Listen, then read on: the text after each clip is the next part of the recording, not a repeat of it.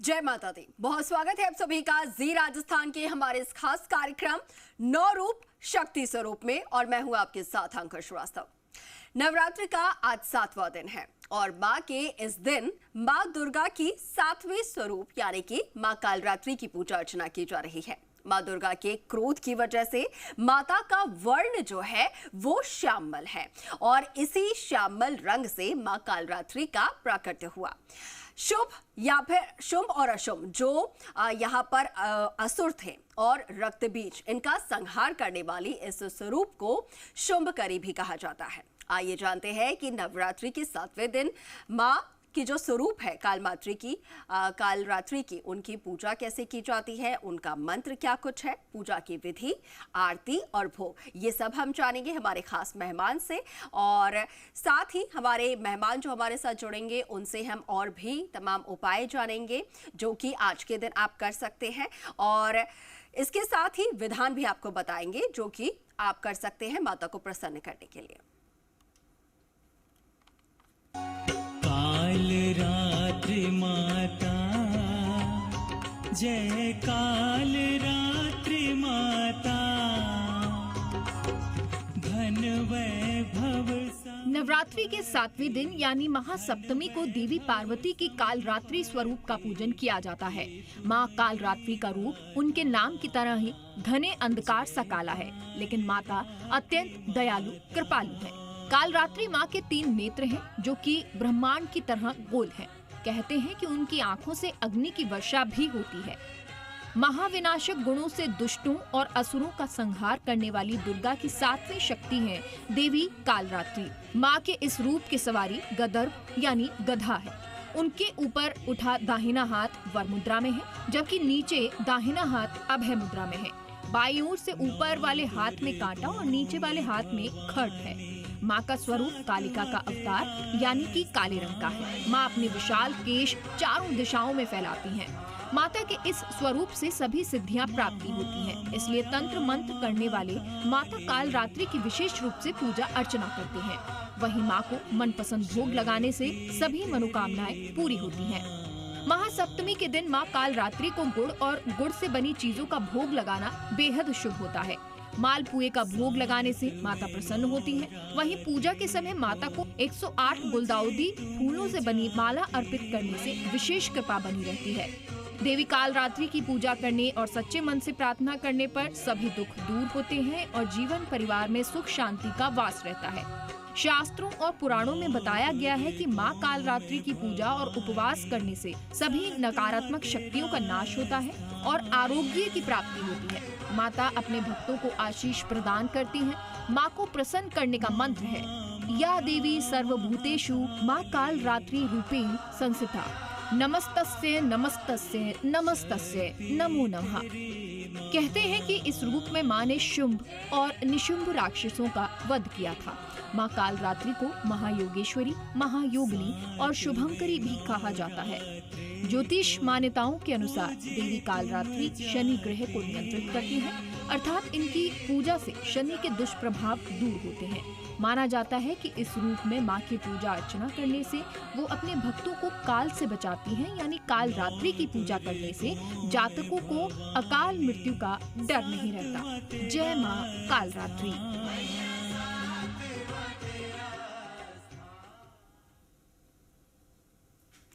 तो माँ कालरात्रि की पूजा आराधना करने से क्या कुछ आपको शुभ फल मिलेंगे, ये हम जानेंगे। माँ को कैसे प्रसन्न करेंगे ये हम जानेंगे, और इसके लिए हमारे साथ स्टूडियो में हमारे खास मेहमान जुड़ रही हैं ज्योतिष आचार्य करिश्मा कौशिक जी। करिश्मा जी, स्वागत है आपका जी राजस्थान। करिश्मा जी, सबसे पहले हम माँ के स्वरूप की बात करेंगे। आज जब 7वां दिन है नवरात्रि का, तो ऐसे में माँ कालरात्रि की पूजा की जाती है आज के दिन। माँ कालरात्रि का स्वरूप जो है वो आखिर कैसे पड़ा, क्योंकि कहा यह जाता है कि ये जो माँ का स्वरूप है वो सबसे भयावह है, सबसे रौद्र रूप है उनका, जिनको देखकर एक बार के लिए जो भक्त है वो भयभीत हो सकते हैं। लेकिन साथ के साथ माँ जो है उनमें मातृत्व भी है, वो सौम्यता भी है। तो ये स्वरूप आखिर उन्हें धरा क्यों? इसके बारे में जानना चाहेंगे। देखिए, राक्षसों का वध करने के लिए, खासतौर से शुंभ निशुंभ का वध करने के लिए माता ने ये स्वरूप धरा। अब वहीं पे बहुत सारे लोग ये समझते हैं कि माँ कालरात्रि और माँ काली जो है वो एक ही है, बट ऐसा नहीं है। माँ कालरात्रि का स्वरूप अलग है, माँ कालरात्रि का स्वरूप अलग है। माँ काली और कालरात्रि में बहुत ज्यादा अंतर है। जहाँ पे अगर देखा जाए, माँ कालरात्रि के गले में विद्युत की माला है, वो गंधर्व पे सवार है। और वहीं पे अगर हम माँ काली की बात करते हैं तो माँ काली जो है नरमुंड की माला धारण करती है, उनके हाथ में खप्पर है। माँ काली ने जो है रक्त बीज का वध किया था, वहीं पे माँ कालरात्रि ने शुंभ निशुंभ का वध किया था और चंड मुंड का वध किया था, क्योंकि कहीं ना कहीं इनकी वजह से धरती पे अत्याचार बढ़ता जा रहा था। ऐसा कहा जाता है माँ कालरात्रि जो है हर तरह की परेशानी से, हर तरह की बाधाओं से, भूत प्रेत बाधा हो, चाहे वो किसी भी तरह के कष्ट से संबंधित बाधा हो, वो सारी बाधाओं का निवारण कर देती हैं। माँ कालरात्रि का स्वरूप भयावह जरूर है, मगर माँ कालरात्रि जो है वो अंदर से, एक तरह से अगर हम माँ कालरात्रि की पूजा करते हैं तो वो अंदर से बिल्कुल माँ के स्वरूप, यानी कि निर्मल और कोमल स्वरूप की माता है। बिल्कुल। तो माँ सिर्फ देखने मात्र से उनका स्वरूप ऐसा है, लेकिन अगर हम माँ के अंदर की बात की जाए तो वो बहुत ही कोमल है, बहुत ही मातृत्व और जो उनके अंदर से जो ममता है वो झलकती है। इसके साथ ही अब हम आते हैं माँ की पूजा आराधना पर। माँ की पूजा करने के लिए सबसे पहले उनका जो प्रिय रंग है वो कौन सा है, ताकि माँ को श्रृंगार उसी तरीके से करवाया जाए, और साथ के साथ हम जब पूजा करने जा रहे हैं तब हम कौन से रंग का वस्त्र धारण करें। देखिए, जब भी हम पूजा आराधना करते हैं तो वस्त्र हमेशा जो है लाल, सफेद या गुलाबी, पीले रंग के वस्त्र धारण करने चाहिए। नीले, काले जो वस्त्र हैं या भूरे रंग के वस्त्र हैं, ये जो वस्त्र हैं ये धारण नहीं करने चाहिए। दूसरी चीज, माँ की अगर हम पूजा की बात करें तो माता की पूजा के लिए हमें सबसे पहले तो एक चौकी लेनी है, उसपे लाल रंग का वस्त्र जो है वो बिछाना है और माँ कालरात्रि की प्रतिमा रखनी है। अगर प्रतिमा नहीं है तो आप माँ कालरात्रि का चित्र भी रख सकते हैं। वहीं पर माँ कालरात्रि को लाल या काले रंग की चुनरी आप जरूर अर्पित करें। इसके अलावा माँ को लाल श्रृंगार जरूर अर्पित करें, माँ को लाल सिंदूर जरूर अर्पित करें। वहीं पर माँ कालरात्रि को जो है गुड़ का भोग आप लगाएं, मालपुए का भोग आप लगाएं या गुड़ से बने हुए मिष्ठान का भोग आप जरूर लगाएं। माता को रात की रानी के पुष्प अर्पित करें या गुलाब के या गुड़हल के फूल अर्पित कर सकते हैं। वहीं पर जो है माता को शहद जरूर अर्पित करें। काले चने अगर आप भोग में लगा सकते हैं तो काले चने का भोग जरूर लगाएं। काली उड़द की दाल का आप जो है भोग जरूर लगाएं और इसके बाद जो है लौंग का भोग आप जरूर लगाएं। इसके बाद जो है आप दुर्गा सप्तशती का पाठ करें या दुर्गा चालीसा का पाठ करें, क्योंकि ये जो 9 दिनों का एक जर्नी जो है ये माता के 9 स्वरूप की जर्नी है। तो आप जो है दुर्गा सप्तशती का या दुर्गा चालीसा का पाठ कर सकते हैं, या फिर आप मंत्र का जप कर सकते हैं, या देवी सर्वभूतेषु माँ कालरात्रि रूपेण संस्थिता नमस्तस्यै नमस्तस्यै नमस्तस्यै नमो नमः। इस मंत्र का जप करने के बाद माँ कालरात्रि की उपासना करने के पश्चात जो है आप लोग अपने मन की जो भी इच्छा है वो आप पूरी करवा सकते हैं माता से, मगर किसी भी अहंकार से किसी आपको कोई भी माता की पूजा नहीं करनी है, ना किसी का बुरा मांगना है, क्योंकि इसका प्रभाव आपके ऊपर ही पड़ेगा। वो माँ है, माँ का कोमल स्वरूप अगर देखा जाए तो माँ गौरी के नाम से जाना जाता है, मगर ये माँ कालरात्रि के स्वरूप में है, तो इसीलिए ये भयावह स्वरूप में है। अंदर से मन भले ही माता का कोमल है, ममतामयी है, मगर कहीं ना कहीं आपको जो है माता से अपनी जो भी आपकी परेशानी है उसका निवारण मांगना है, ना कि किसी का बुरा आपको मांगना है माता से। जी बिल्कुल। तो माँ की पूजा करने से पहले आपका जो मन है वो पवित्र होना चाहिए, किसी भी तरीके की या फिर किसी के लिए भी कोई दुष्विचार आपके मन में नहीं होना चाहिए, किसी के लिए आप बुराई ना सोच रहे हो, ये आपको जरूर ध्यान में रखना है। आपका मन पवित्र शुद्ध होना चाहिए। इसके साथ ही करिश्मा जी, अगर हम बात करें यहाँ पर, जैसा कि आपने कहा कि माँ की पूजा करने से जो सभी मन के डर और भय है वो समाप्त हो जाते हैं, दुश्मनों के नाश के लिए खास तौर पर जो है माँ की पूजा अर्चना की जाती है। अब ऐसे में जो लोग जिन्हें बहुत ज्यादा डर लगता है किसी ना किसी कारण की वजह से, या जो छोटे बच्चे हैं वो अगर डरते हैं किसी कारण की वजह से, तो ऐसे क्या उपाय किए जा सकते हैं ताकि हमारे आसपास या फिर घर में कोई नकारात्मक शक्ति का वास हो रहा हो या ऐसा कुछ एनर्जी अगर हो तो उसके लिए उपाय कर सकते हैं?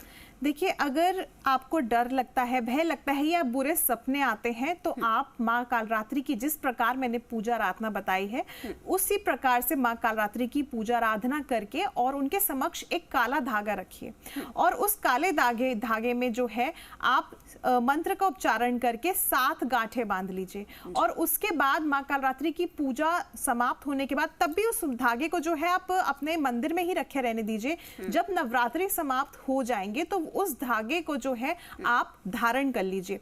वहीं पर उस धागे को धारण करने से आपके जितने भी भय हैं, चाहे भूत प्रेत या नकारात्मक शक्ति या किसी भी तरह से आपको ये लगता हो कि बुरे सपने आ रहे हैं या किसी का नजर दोष आप पे बन रहा है, तो वो चीजों का उससे समापन होगा, वो चीजें समाप्त हो जाएंगी। दूसरी चीज, माँ कालरात्रि को जो है नींबू की माला जरूर अर्पित करें।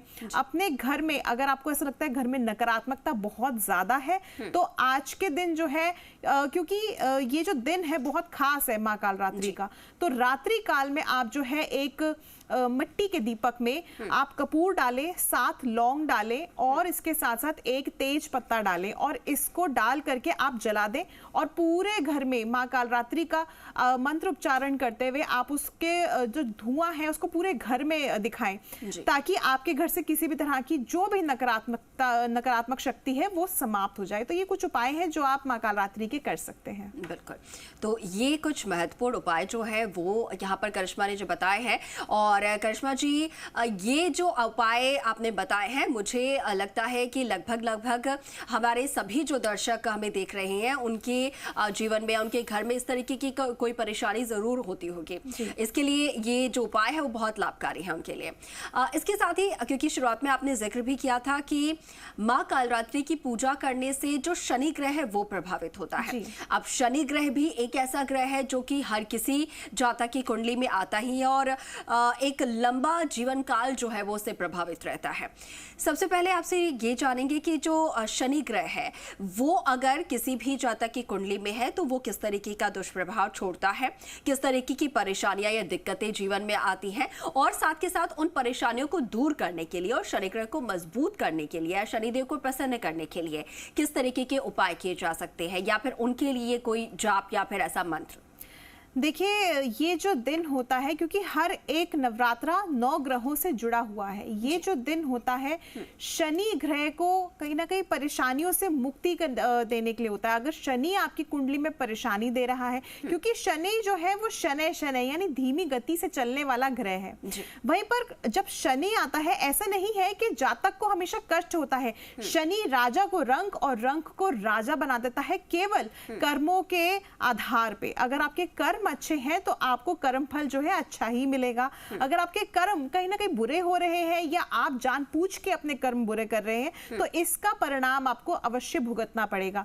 दूसरी चीज, शनि की प्लेसमेंट कुंडली में बहुत ज्यादा आवश्यक है।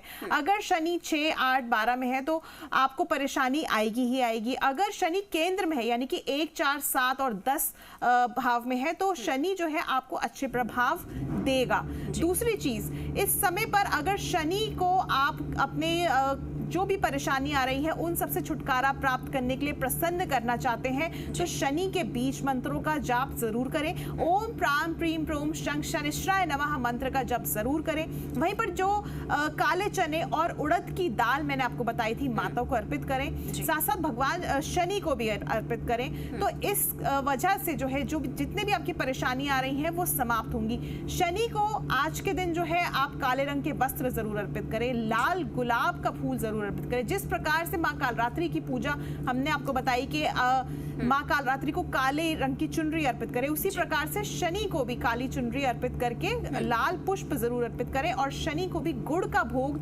जरूर लगा दें ताकि आपके जीवन में जितने भी कष्ट आ रहे हैं, क्योंकि वो शनि शनि कष्ट देते हैं, एकदम से कष्ट नहीं देंगे, तो जो शनि शनि आपके जीवन में कष्ट आ रहे हैं उनसे आपको छुटकारा प्राप्त हो। शनि को तेल जरूर अर्पित कीजिएगा और आज के दिन अगर आपको ऐसा लगता है कि किसी भी तरह जहाँ से आपको बहुत जल्दी नजर लग जाती है या आपका स्वास्थ्य बार बार बिगड़ता है, तो आज के दिन अपनी छाया दान जरूर करें। यानी कि एक लोहे की कटोरी खरीद करके उसमें सरसों का तेल आप डालें और अपना चेहरा देख करके उसको दान कर दें। अब दान में ये ऐसा कहा जाता है कि हम किसको दान करें, क्योंकि देखिए अपने कष्ट किसी को दान नहीं करने चाहिए, वहां पे भी आपके कर्म खराब हो जाते हैं। तो इसको जो है आप पीपल के वृक्ष के नीचे रख दीजिए या फिर इसको आप प्रवाहित कर दीजिए, ना कि किसी को देने के।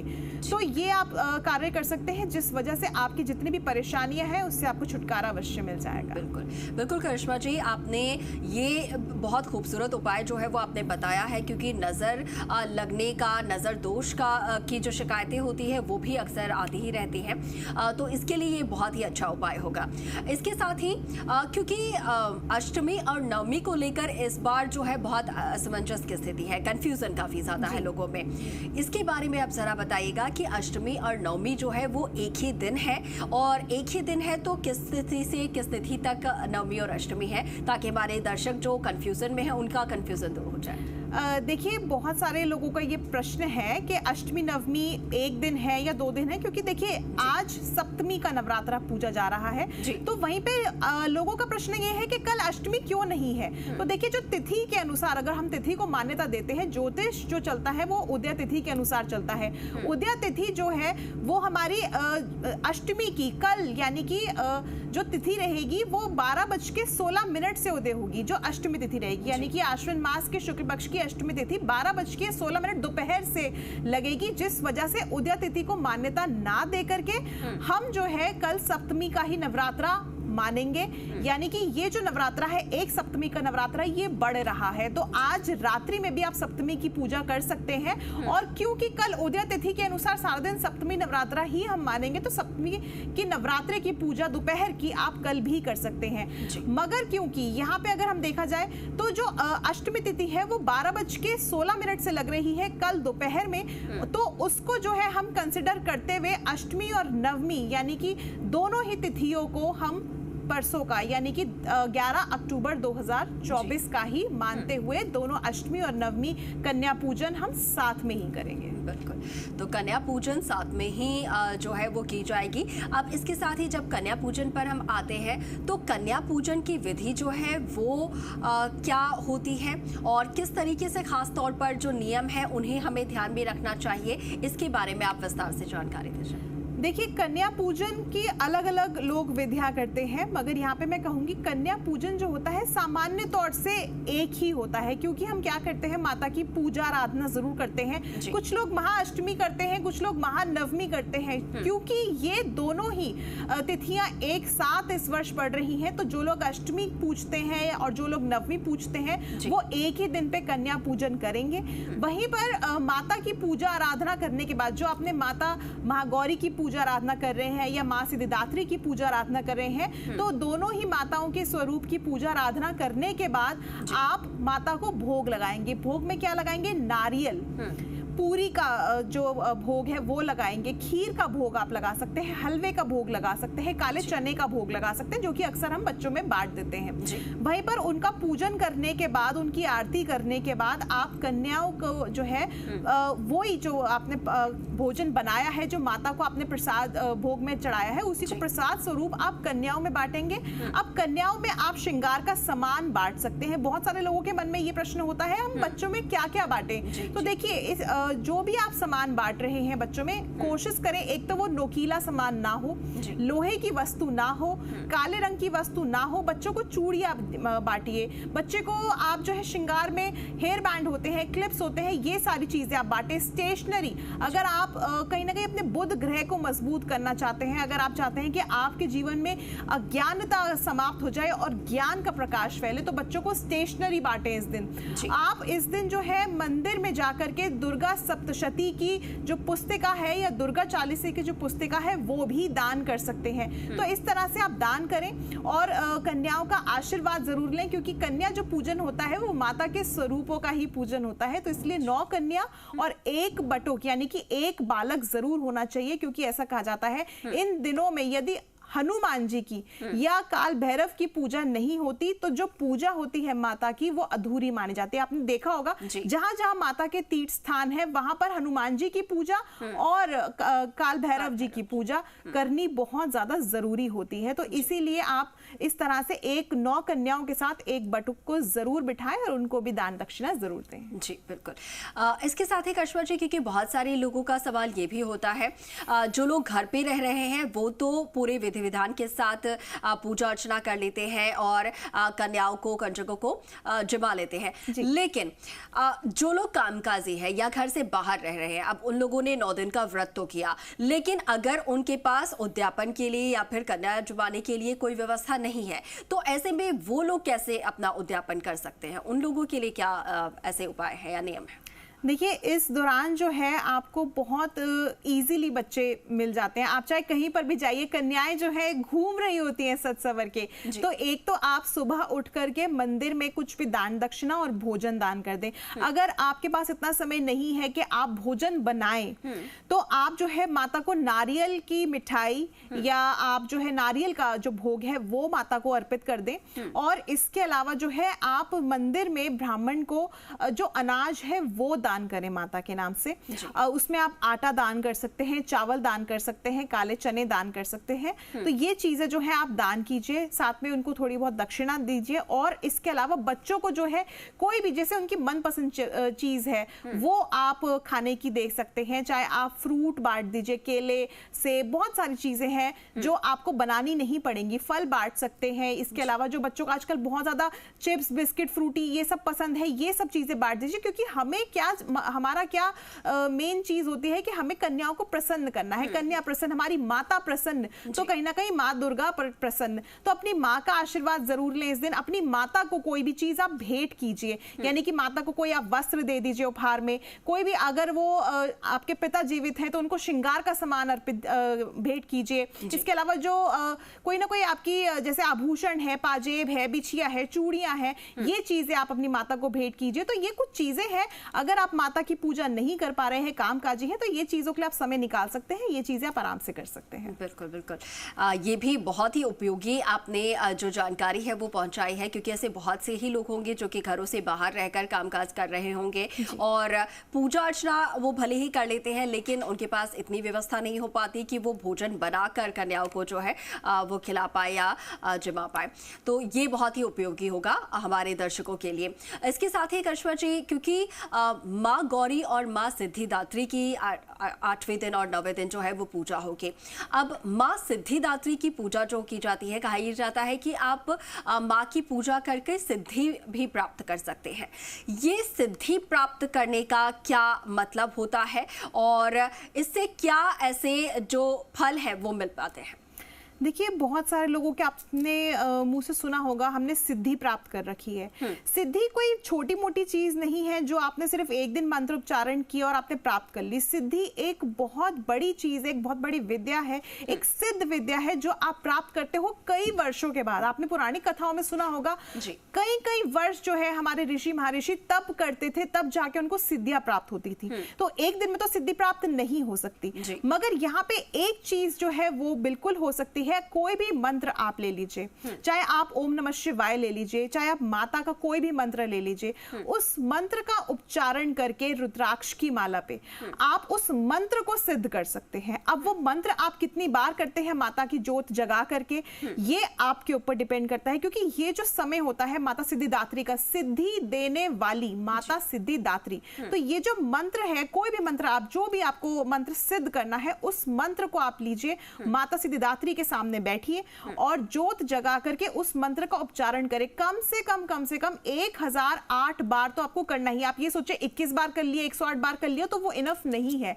क्योंकि जितनी बार आप उस मंत्र का उच्चारण करेंगे उतना ज्यादा वो सिद्ध होता जाएगा। अगर आप छोटी छोटी काउंटिंग करेंगे तो उसमें वो मंत्र सिद्ध नहीं होगा।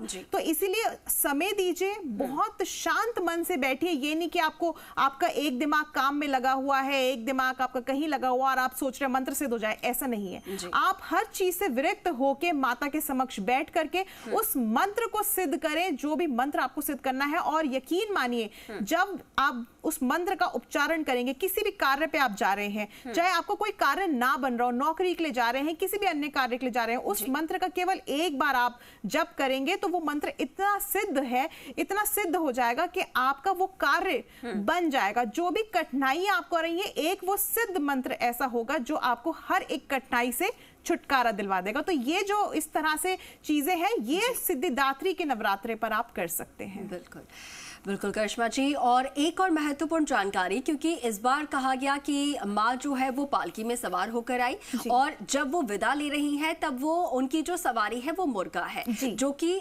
शुभ संकेत नहीं बताए जा रहे हैं। अब ऐसे में कई महामारियां, कई बीमारियों के, कई दुर्घटनाओं की होने की आशंका पीछे जो है वो बनी हुई है। इस तरीके की कोई भी संकट हम पर, हमारे परिवार पर या फिर किसी पर भी ना आए, उसके लिए ऐसे कौन सी पूजा जो है वो की जा सकती है, या ऐसे कौन से पाठ किए जा सकते हैं ताकि जो आने वाली समस्याएं हैं, कहीं ना कहीं वो समस्याएं, वो परेशानियां जो है वो कट सके? देखिए, माता का जो स्वरूप है, जिस पे माता विदा हो रही है, वो है मुर्गा। अब मुर्गे पे माता विदा हो रही है। आपने कभी माता के उस स्वरूप का चित्र अगर आप देखें तो उस स्वरूप की पूजा जो है किन्नर लोग करते हैं, तो किन्नर जाति उस स्वरूप की पूजा आराधना करती है। तो इसीलिए ये सबसे बेहतर रहेगा कि आप जो है किन्नरों को इस समय पे दान करें।